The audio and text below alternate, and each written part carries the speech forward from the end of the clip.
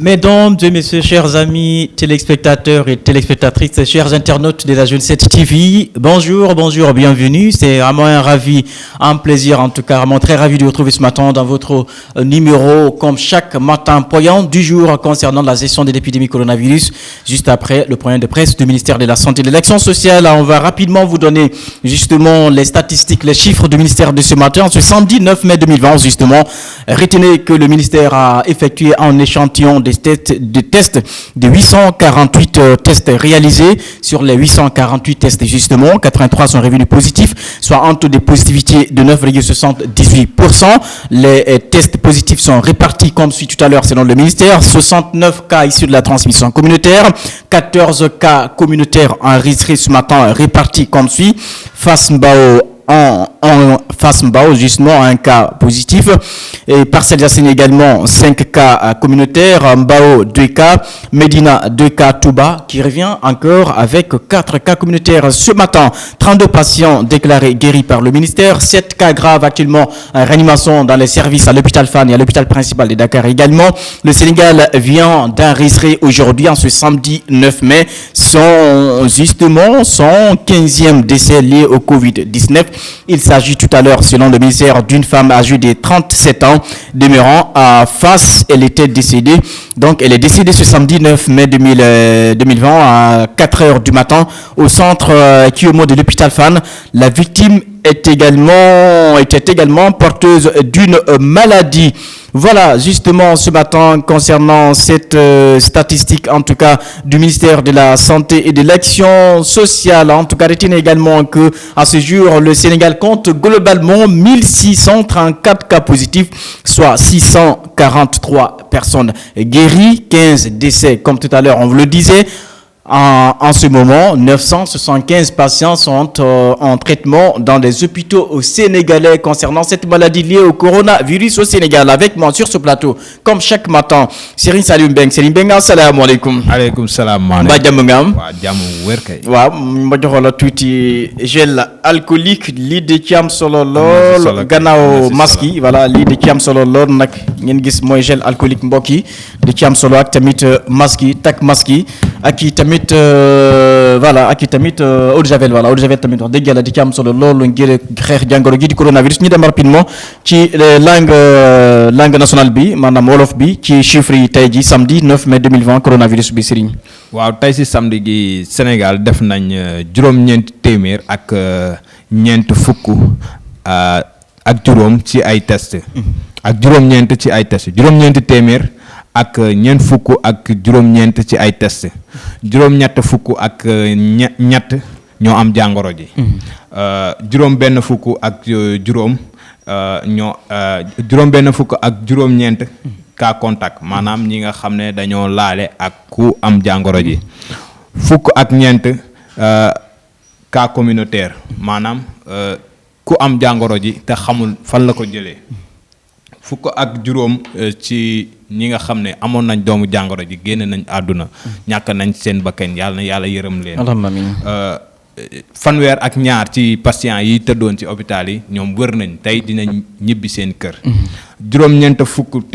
juróom-ñeent téeméer ak juróom ñaar fukk ak juróom ci ñoom ñoo ngi ci sous traitement maanaam ñu ngi leen di traité seen wër-gu-yaram mu ngi am tan bu baax loolu la Sénégal te di ñaan yàlla fëgg seen bopp ñu dellu seen njaboot. allahumma amiin rapidement boo xool chiffres yi tey jii 69 cas contact 14 cas communautaires man je pense que c'est la première fois ñu atteindre barre cas communautaire yi tey jii 14 cas communautaires.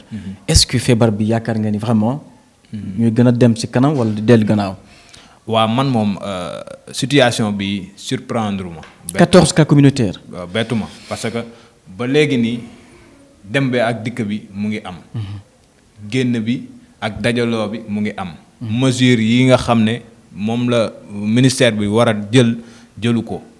mooy yenn mesures yi par exemple yi. par exemple jël na mesures yi quand même attention. waaw mais d'accord. am na mesure yu mu jël mais dafa am yu mu des. dafa am yeneen yoo xam ne nii du ministère de la santé moo ko war a jël.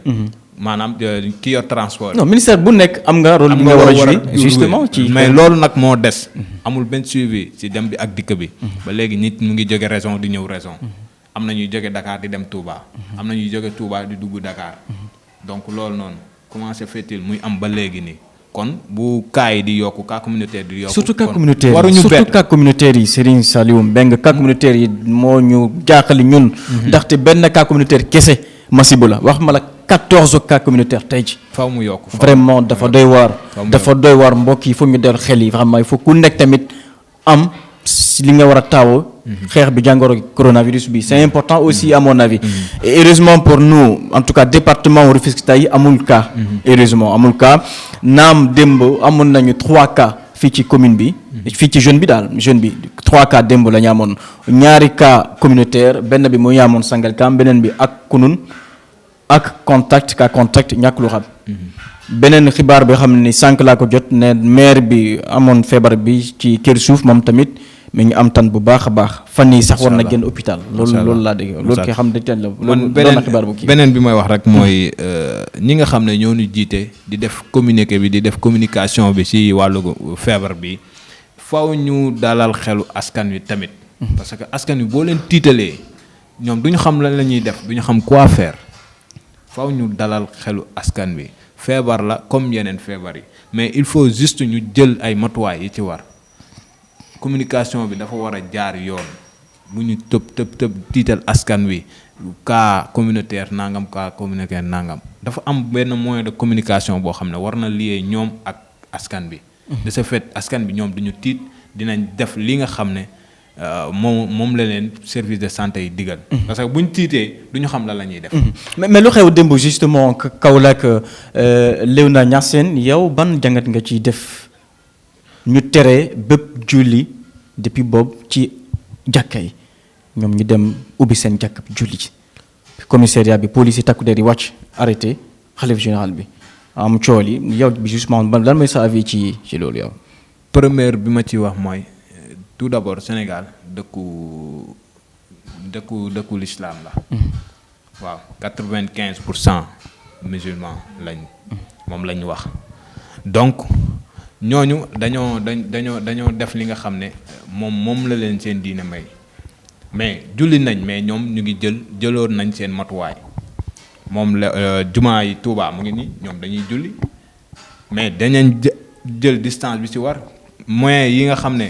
moom la leen service de santé yi digal ñoom ñu ngi koy respecté pourquoi pas keneen ak keneen yeneen jumaa yi mënuñu def noonu jumaa yëpp mënoon na def noonu te du tee ñu jël ay mesures yor ay gel jëf ay masque ba pare respecter distanciation bi. non man je suis pas vraiment d'accord avec toi Serigne Saliou Mbengue. d'accord dëgg yàlla d'accord ma xam lu tax man je pense que bu ñu dem ba ñu ne feebar bi rassemblement tamit mun na tax ba feebar bi di gën a law maanaam propage facilement ñu dem ba Macky Sall njiitu réew mi jël jël décision bi ne l'état d'urgence la ñu wax ak couvre-feu 20h ba 6h du matin bépp rassemblement. interdit nañ ko léegi ñu tëj mosquée yi je pense vraiment que quand même il y va de la santé avant tout de toute la nation de tous les Sénégalais. parce que imagine toi bu ñu ne tey ñoom ñu dem par force ubbi jàkka ji di julli ñaata nit ñooy dugg foofu noonu di séeréer seen biir parce que amul mais il faut qu'on le dise il y a aucune vraiment mesure prise pour la distanciation sociale dans les mosquées on prie comme auparavant on se serre parce que si tamit l'islam noonu la bu ñu julli il faut ñu serrer son diggante bi pour justement barrer quand même espace yi.